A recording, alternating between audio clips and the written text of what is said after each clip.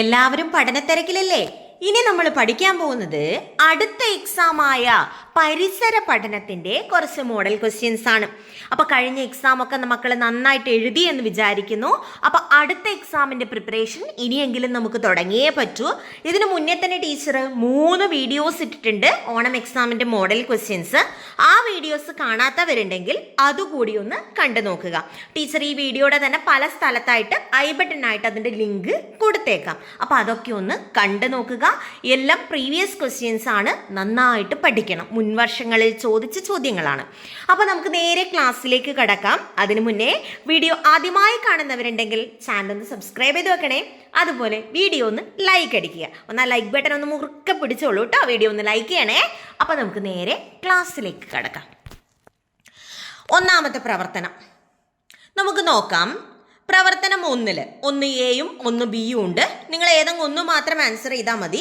പക്ഷെ നമ്മൾ എന്ത് ചെയ്യണം? പഠിക്കുമ്പോൾ എല്ലാം പഠിക്കണം. നമുക്ക് നോക്കാം. ചെടികളും ഭാഗങ്ങളും.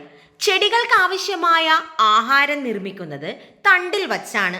ഈ പ്രസ്താവന ശരിയോ തെറ്റോ? ചെടികൾക്ക് ആവശ്യമായ ആഹാരം നിർമ്മിക്കുന്നത് തണ്ടിൽ വച്ചാണ്. ഇങ്ങനെ ഒരു പ്രസ്താവന നിങ്ങളോട് പറയാണ് നിങ്ങളോട് ആരോ ഒരാൾ പറഞ്ഞു ചെടികൾക്ക് ആവശ്യമായ ആഹാരം നിർമ്മിക്കുന്നത് തണ്ടാണ് എന്ന് പറഞ്ഞു.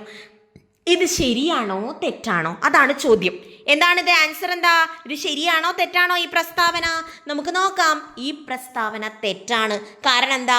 ചെടികൾക്ക് ആവശ്യമായിട്ടുള്ള ആഹാരം നിർമ്മിക്കുന്നത് എവിടെ വെച്ചിട്ടാണ്? എവിടെ വെച്ചിട്ടാണ് എൻ്റെ മക്കളെ? കമൻറ്റ് ചെയ്തേ. എവിടെ വെച്ചാണ്? മക്കൾക്കുള്ള ചോദ്യമാണ്. ഉത്തരം ടീച്ചർക്ക് കിട്ടണേ. ചെടികൾക്ക് ആവശ്യമായ ആഹാരം നിർമ്മിക്കുന്നത് തണ്ടിൽ വച്ചാണ് എന്ന പ്രസ്താവന തെറ്റാണ്. അങ്ങനെയാണെങ്കിൽ എവിടെ വച്ചിട്ടാണ് നമ്മുടെ ചെടികൾ ആഹാരം നിർമ്മിക്കുന്നത്? ഉത്തരം കമൻറ്റ് ചെയ്തോളൂ. നിങ്ങൾക്കുള്ള ചോദ്യമാണ്. അടുത്ത ചോദ്യം നോക്കാം. ചിത്രങ്ങൾ പരിശോധിക്കുക. 2 ദിവസത്തിന് ശേഷം ചിത്രം 1ലെയും ചിത്രം 2ലെയും മഷിത്തണ്ട് ചെടികൾക്ക് എന്ത് മാറ്റമാണ് ഉണ്ടാവുക? കാരണം എഴുതുക. നമുക്ക് നോക്കാം. ഒന്നാമത്തെ ചിത്രത്തിൽ വെച്ച മഷിത്തണ്ട് ചെടിയെ നോക്കിയേ. അതിലൊന്നുമില്ല, മണ്ണുമില്ല, വെള്ളവുമില്ല. ആ മഷിത്തണ്ട് ചെടിക്ക് 2 ദിവസം കഴിയുമ്പോൾ എന്ത് സംഭവിക്കും മക്കളെ? അതാണ് എഴുതേണ്ടത്. അതുപോലെ രണ്ടാമത്തെ ചിത്രം നോക്കിയേ. രണ്ടാമത്തെ ചിത്രത്തിൽ എന്തുണ്ട്? വെള്ളമുണ്ട്. അപ്പൊ രണ്ടാമത്തെ ചിത്രത്തിലെ മഷിത്തണ്ട് ചെടിക്ക് 2 ദിവസം കഴിയുമ്പോൾ എന്ത് സംഭവിക്കും? അതാണ് അടുത്തത്. നമുക്കൊന്ന് എഴുതി നോക്കിയാലോ? നോക്കിക്കോ. ചിത്രം 1ലെ മഷിത്തണ്ട് ചെടി. ജലം ഇല്ലാത്തതിനാൽ മഷിത്തണ്ട് ചെടി വാടിപ്പോകും. ജലമില്ലാത്തതിനാൽ മഷിത്തണ്ട് ചെടി വാടിപ്പോകും. ഇനി ചിത്രം 2ലെ മഷിത്തണ്ട് ചെടിയോ? ജലമുള്ളതിനാൽ ചെടി അതേപോലെ നിലനിൽക്കും. ജലമുള്ളത് കൊണ്ട് രണ്ടാമത്തെ ചിത്രത്തിലെ ചെടി എന്ത് ചെയ്യും? അതുപോലെ നിൽക്കും, അല്ലെങ്കിൽ അത് വളരും. കിട്ടിയേ? ഒന്നാമത്തെ പ്രവർത്തനത്തിലെ എയും ബിയും നമ്മൾ പഠിച്ചു കഴിഞ്ഞു. അപ്പോൾ ഉത്തരം കമൻറ്റ് ചെയ്യാൻ മറക്കണ്ട. നേരത്തെ നമ്മൾ ചോദിച്ച ചോദ്യം ചെടികൾക്ക് ആവശ്യമായ ആഹാരം നിർമ്മിക്കുന്നത് എവിടെ വച്ചാണ്? ഉത്തരം കമൻറ്റ് ചെയ്യുക. അപ്പോൾ ഇപ്പം പഠിച്ചതും ക്ലിയർ ആയി എന്ന് വിചാരിക്കുന്നു. ജലമില്ലാത്തത് കൊണ്ട് ആദ്യത്തെ ചിത്രത്തിലുള്ള മഷിത്തണ്ട് ചെടി വാടിപ്പോകുന്നു. ജലമുള്ളത് കൊണ്ട് രണ്ടാമത്തെ ചിത്രത്തിൽ നൽകിയിരിക്കുന്ന മഷിത്തണ്ട് ചെടി അതേപോലെ നിലനിൽക്കുന്നു എന്നോ അല്ലെങ്കിൽ അത് വളരുന്നു എന്നോ എഴുതുക. അടുത്ത ചോദ്യം. ചെടികൾക്ക് വേര്, തണ്ട് എന്നിവ കൊണ്ടുള്ള പ്രയോജനങ്ങൾ എന്തൊക്കെ? ഒരു ചെടിക്ക് എന്തിനാണ് വേര് എന്നും എന്തിനാണ് തണ്ട് എന്നുമാണ് ചോദ്യം. നമുക്കൊന്ന് ഉത്തരം എഴുതാം. വേര് ജലം വലിച്ചെടുക്കുന്നു, അല്ലെങ്കിൽ മണ്ണിൽ നിന്ന് ജലം വലിച്ചെടുക്കുന്നു. പിന്നെയോ വേരെന്ത് ചെയ്യും? ചെടിയെ മണ്ണിൽ ഉറപ്പിച്ചു നിർത്തുന്നു. ജലം വലിച്ചെടുക്കുകയും ചെടിയെ മണ്ണിൽ ഉറപ്പിച്ചു നിർത്തുകയും ചെയ്യുക എന്നതാണ് ആരുടെ ഡ്യൂട്ടി? വേരിൻ്റെ ഡ്യൂട്ടി. ഇനി തണ്ടിനെ നോക്കിയേ. തണ്ട് എന്താ ചെയ്യുന്നത്? ജലം, പോഷകങ്ങൾ എന്നിവ ഇലകളിൽ എത്തിക്കുന്നു. ജലവും പോഷകങ്ങളും ഇലകളിലേക്ക് എത്തിക്കുന്നു. അതുപോലെ ചെടിയെ നേരെ നിൽക്കാൻ സഹായിക്കുന്നു. ചെടിയുടെ തണ്ട് ചെടിയെ എന്ത് ചെയ്യാൻ സഹായിക്കുന്നു? നേരെ നിൽക്കാൻ സഹായിക്കുന്നു. ക്ലിയർ ആണോ? അപ്പൊ വേരിന്റെയും തണ്ടിന്റെയും ധർമ്മങ്ങളാണ് പഠിച്ചത്. എന്തൊക്കെയാണ്? വേരെന്ത് ചെയ്യുന്നു? എന്താണ് വേരിന്റെ പ്രയോജനം? ജലം വലിച്ചെടുക്കും അല്ലേ? അതുപോലെ ചെടിയെ എന്ത് ചെയ്യും? മണ്ണിൽ ഉറപ്പിച്ചു നിർത്തും. തണ്ടോ? ജലം, പോഷകങ്ങൾ എന്നിവ ഇലകളിൽ എത്തിച്ചു കൊടുക്കും. ചെടിയെ നേരെ നിൽക്കാൻ സഹായിക്കും. പഠിച്ചല്ലോ. അടുത്ത ചോദ്യത്തിലേക്ക്. പ്രവർത്തനം 1 ബി. ഇലകൾ, പൂക്കൾ. എന്താണ് പ്രവർത്തനത്തിന്റെ പേര്? ഇലകൾ, പൂക്കൾ. നമുക്ക് നോക്കാം. മുകളിൽ കൊടുത്തിരിക്കുന്ന ഇലകൾ നിരീക്ഷിച്ച് സവിശേഷതകൾ കുറിക്കുക. ഇലകളുടെ ചിത്രം തന്നിട്ടുണ്ട്. ആ ചിത്രം നോക്കിയിട്ട് നമ്മൾ എന്ത് ചെയ്യണം? അതിന്റെ പ്രത്യേകതകൾ ഒന്ന് എഴുതി നോക്കണം. നമുക്കൊന്ന് എഴുതി നോക്കിയാലോ? ഇതാ നോക്കിക്കോ. എല്ലാ ഇലകളും ഒരുപോലെയല്ല. ഇവിടെ കുറേ ഇലകൾ കൊടുത്തിട്ടുണ്ട്. ഈ ഇലകളെല്ലാം എന്താണ്? ഒരുപോലെയാണോ? അല്ല. അപ്പൊ അതാണ് ഒന്നാമത് ടീച്ചർ എഴുതിയത്. എല്ലാ ഇലകളും ഒരുപോലെയല്ല. ഇലകളുടെ ആകൃതിയിൽ വ്യത്യാസമുണ്ട്. എല്ലാ ഇലകളും ഒരേ ഷേപ്പിലാണോ ഉള്ളത്? അല്ല, അതിന്റെ ആകൃതിയിൽ വ്യത്യാസമുണ്ട്. വലുപ്പമോ? വലുപ്പം ഒരുപോലെയാ? അല്ല, വലുപ്പത്തിലും വ്യത്യാസമുണ്ട് അല്ലേ? അതുപോലെ നിറം. മക്കൾ ചുറ്റുപാട് ഒരുപാട് ചെടികളുടെ ഇലകൾ കാണുന്നതല്ലേ? എല്ലാ ചെടിയുടെ ഇലകൾക്കും പച്ച നിറമാണോ? അല്ല, ചില ചെടികളുടെ ഇലകൾക്ക് പച്ച നിറമല്ല. എക്സാമ്പിൾ നമ്മുടെ ചീര ചെടിയുടെ ഇലക്ക് പച്ച നിറമാണോ? അല്ല, പച്ച നിറമുള്ള ചീരയും ഉണ്ട്, അല്ലാത്ത ചുവപ്പ് ചീരയും ഉണ്ട്. അപ്പൊ നിറത്തിൽ വ്യത്യാസമുണ്ട്.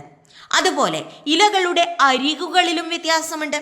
ഇലയുടെ സൈഡ് ഭാഗം, അരിക്, അതിലും വ്യത്യാസമുണ്ട്. ഇവിടെ തന്നെ നിങ്ങൾക്ക് കാണാം. ആദ്യത്തെ ഇല നോക്കിയേ, അതിൻ്റെ അരികു പോലെയാണോ രണ്ടാമത്തെ ഇലയുടെ അരിക്? അല്ല. അപ്പോൾ എല്ലാ ഇലകളും ഒരുപോലെയല്ല. ഇലകളുടെ ആകൃതിയിൽ വ്യത്യാസമുണ്ട്, വലുപ്പത്തിൽ വ്യത്യാസമുണ്ട്, നിറത്തിൽ വ്യത്യാസമുണ്ട്, ഇലകളുടെ അരികുകളിലും വ്യത്യാസമുണ്ട്. പഠിച്ചോ? മനസ്സിലായോ? പഠിച്ചു വെക്കണേ. ഇങ്ങനെയൊക്കെ ചോദിച്ചാൽ എന്ത് ചെയ്യും നമ്മൾ? അപ്പോൾ പഠിച്ചു വെക്കുക. അടുത്ത ചോദ്യം.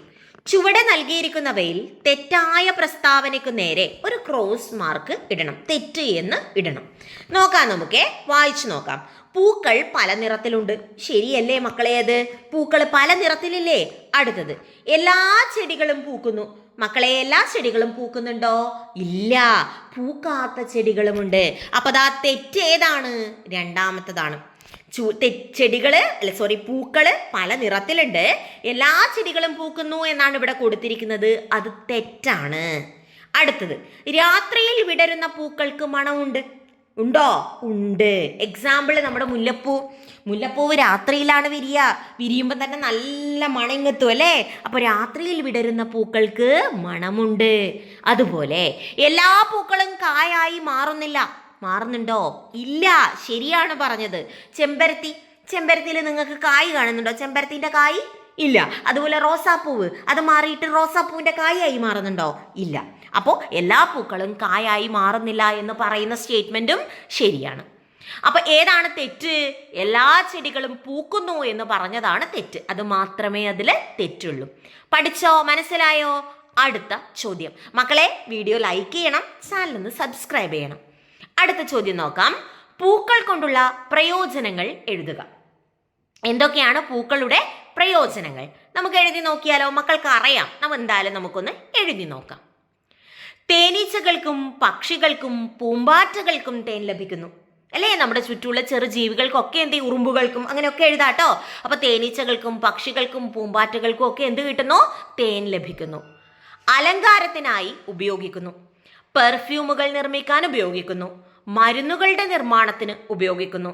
സുഗന്ധം പരത്തുന്നു. അപ്പൊ ഇതൊക്കെയാണ് പൂക്കൾ കൊണ്ടുള്ള പ്രയോജനങ്ങൾ. തേനീച്ചകൾക്കും പക്ഷികൾക്കും പൂമ്പാറ്റകൾക്കും തേൻ ലഭിക്കുന്നു. അലങ്കാരത്തിനായി ഉപയോഗിക്കുന്നു. പെർഫ്യൂമുകൾ നിർമ്മിക്കാൻ ഉപയോഗിക്കുന്നു. മരുന്നുകളുടെ നിർമ്മാണത്തിന് ഉപയോഗിക്കുന്നു. സുഗന്ധം പരത്തുന്നു. ഇതൊക്കെ പൂക്കൾ കൊണ്ടുള്ള പ്രയോജനങ്ങളാണ്. അടുത്ത ചോദ്യത്തിലേക്ക്. രണ്ടാമത്തെ പ്രവർത്തനം, മഴ മഴ മഴ. നമുക്ക് നോക്കാം. അവിടെ കുറച്ച് സാധനങ്ങൾ കൊടുത്തിട്ടുണ്ട്. അത് ക്ലിയർ ആണോ മക്കൾക്ക് എന്ന് അറിയില്ല, എങ്കിലും ഒന്ന് നോക്കുക. ടീച്ചർ വായിക്കാം. സംസ്ഥാനത്ത് ഇന്നും മഴ. എറണാകുളം, ഇടുക്കി ജില്ലകളിൽ ഓറഞ്ച് അലേർട്ട്. ചൂടിന് ആശ്വാസം. കേരളത്തിൽ വീണ്ടും 7 ജില്ലകളിൽ മഴ മുന്നറിയിപ്പ്. ഇങ്ങനെ കുറച്ച് ഹെഡ്ലൈൻസ് കൊടുത്തിട്ടുണ്ട് അല്ലേ? നമ്മുടെ പത്രത്തിന്റെ കുറച്ച് കട്ടിങ്സ് അവിടെ കൊടുത്തിട്ടുണ്ട്. അതിനെ ബേസ് ചെയ്തുകൊണ്ടുള്ള ചോദ്യമാണ് ഒന്നാമത്തെ ചോദ്യം. മഴയുടെ അളവ് കണക്കാക്കുന്നതിനുള്ള ഉപകരണത്തിന്റെ പേരെഴുതുക. എങ്ങനെയാണ് മഴയുടെ അളവ് കണക്കാക്കുന്നത്? ആ ഉപകരണത്തിന്റെ പേര് എഴുതണം. നമുക്ക് ഉത്തരം എഴുതി നോക്കിയാലോ? ഒന്ന് പറഞ്ഞേ, ഉത്തരം കമന്റ് ചെയ്തേ. എന്താണ് മഴയുടെ അളവ് കണക്കാക്കുന്ന ഉപകരണത്തിന്റെ പേര്? ഉത്തരം കമന്റ് ചെയ്തോളൂ. ആൻസർ പറയാം, നോക്കിക്കോളൂ. മഴ മാപിനി. എന്താണ് മഴയുടെ അളവ് കണക്കാക്കുന്നതിനുള്ള ഉപകരണത്തിന്റെ പേര്? മഴ മാപിനി. പഠിച്ചോ?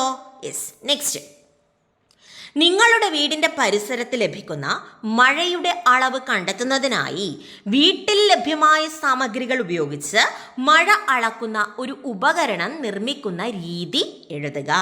നിങ്ങളുടെ വീടിന്റെ പരിസരത്ത് ലഭിക്കുന്ന മഴയുടെ അളവ് കണ്ടെത്താൻ വീട്ടിൽ ലഭ്യമായ സാമഗ്രികൾ ഉപയോഗിച്ചുകൊണ്ട് മഴ അളക്കുന്ന ഒരു ഉപകരണം നിർമ്മിക്കണം. നമുക്ക് അതെങ്ങനെ നിർമ്മിക്കും എന്നതാണ് എഴുതേണ്ടത്. നമുക്കൊന്ന് എഴുതി നോക്കിയാലോ. അതായത് മഴ മാപിനെ എങ്ങനെ നിർമ്മിക്കും, അതാണ് ചോദ്യം. എഴുതാം.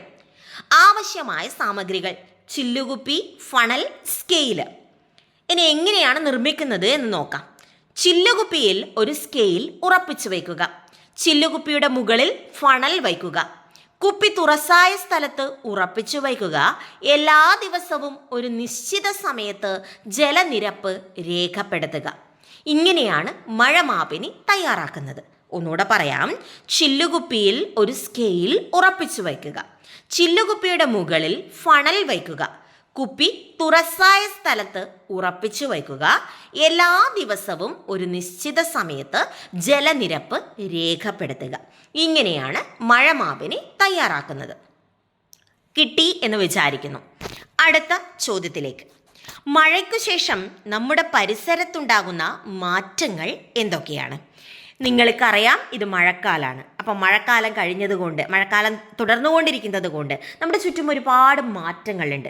ആ മാറ്റങ്ങൾ എന്തൊക്കെയാണ് എന്നാണ് ചോദ്യം. എഴുതി നോക്കാം. എങ്ങും പച്ചപ്പ് നിറയുന്നു. നമ്മുടെ ചുറ്റും നമുക്ക് പച്ചപ്പ് കാണാൻ സാധിക്കും. ഒരുപാട് ചെടികളും മരങ്ങളും പുല്ലുകളും ഒക്കെ മുളച്ചു വരും. പുഴകളിലും കുളങ്ങളിലും വെള്ളം നിറയുന്നു അല്ലേ? നമ്മുടെ ചുറ്റുമുള്ള ജലാശയങ്ങളിലൊക്കെ വെള്ളം നിറയുന്നു. കിണർ നിറയുന്നു. അതുപോലെ തവള, മണ്ണിര തുടങ്ങിയ ജീവികളുടെ എണ്ണം കൂടുന്നു. ചെറുജീവികളുടെ എണ്ണവും കൂടി വരും. മണ്ണ് നനവുള്ളതാകുന്നു. മണ്ണ് എപ്പോഴും നനവുള്ളതായി മാറും.